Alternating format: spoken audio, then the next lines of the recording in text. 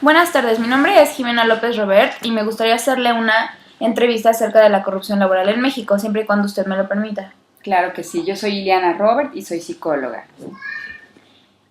Perfecto, bueno, la corrupción se ha dado desde tiempos remotos, desde la colonización española para ser exactos, en donde los pobladores de las tierras americanas ofrecían oro y riqueza a los españoles, a cambio de protección o de inmunidad.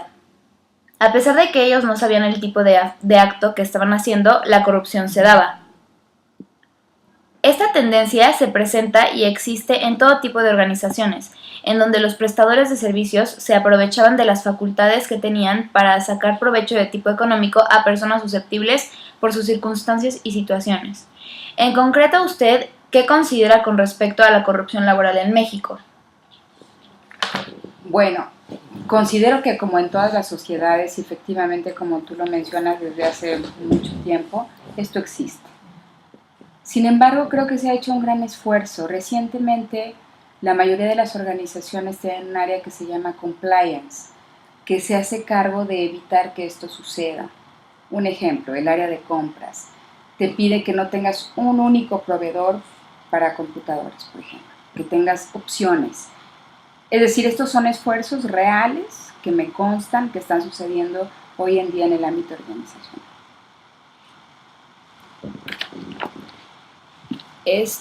¿Cómo considera? El corrupto no se percibe a sí mismo como tal, no se identifica como corrupto. La persistencia de su actitud es tal que no advierte la gravedad del mal. La cotidianeidad, la costumbre de repetir una y otra vez actos de corrupción le anestesian la conciencia. En conclusión, ¿cómo considera usted que es el perfil psicológico de un corrupto? Bueno, acabas de decir uno de los rasgos más importantes, o dos. Primero, no hay conciencia, y la segunda es que persistes en una misma conducta de tal manera que no te das cuenta lo que está sucediendo. Además, bueno, hay que ver diferentes enfoques. Todos de alguna u otra manera, en alguna ocasión, hemos cometido un acto de corrupción. Si te pasaste el semáforo en amarillo, por ejemplo, ese es un acto donde estamos transgrediendo las reglas, pero eso no nos hace corruptos. O sea, lo que nos hace corruptos es la persistencia, el hacerlo con demasiada frecuencia. Eso es lo que ya nos haría, o estaríamos hablando de alguien con un perfil corrupto. En donde, bueno, pues son magos del engaño, son capaces de camuflajearse en diferentes entornos, en diferentes situaciones. Además, tienen la característica de que se cuelan a posiciones de mando y de poder donde ellos puedan llevar a cabo ese tipo de conductas. No tienen conciencia, efectivamente ellos piensan que es normal, porque si fulanito lo hace, pues yo también lo voy a hacer, no tiene nada de malo. Entonces, esta parte de la inconsciencia es una característica importante, y podemos hablar hasta ya rasgos de tipo psicópata, donde no sienten la más mínima culpa de haber generado actos que estén afectando o impactando negativamente a los demás.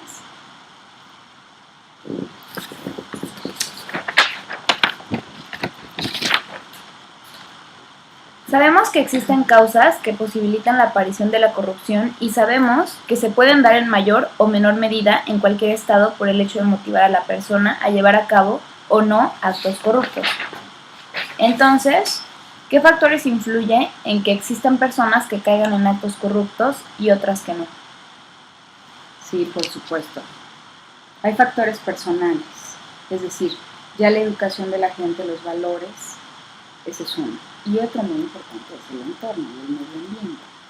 Si estás en un entorno y en un medio ambiente donde es común o es usual utilizar ese tipo de comportamiento, como por ejemplo los gángsters, o hoy que es un tema de actualidad, el narcotráfico. Ellos tienen sus propias reglas y sus propias normas, que los que estamos fuera podemos verlas como negativas, pero los que están dentro es parte de su modo de vivir. Así es como se deben de llevar a cabo las cosas. Y ellos así lo perciben y ellos así lo captan. México es la posición número 65 a nivel mundial en la tabla de transparencia internacional, en tanto que en la entidad nacional el DF es el estado con mayor índice de corrupción mientras Colima se localiza como el estado de menor corrupción.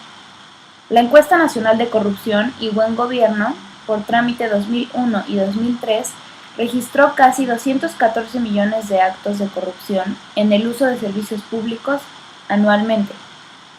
Por lo mencionado, ¿a quiénes considera como responsables de la corrupción laboral en México y por qué? Qué interesantes datos me comentas. La verdad es que solemos culpar a la gente que tiene poder, a los políticos, a los presidentes, y bueno, efectivamente ellos al tener esa influencia, pues son el centro en donde nosotros nos enfocamos como responsables. La realidad es que los responsables somos todos.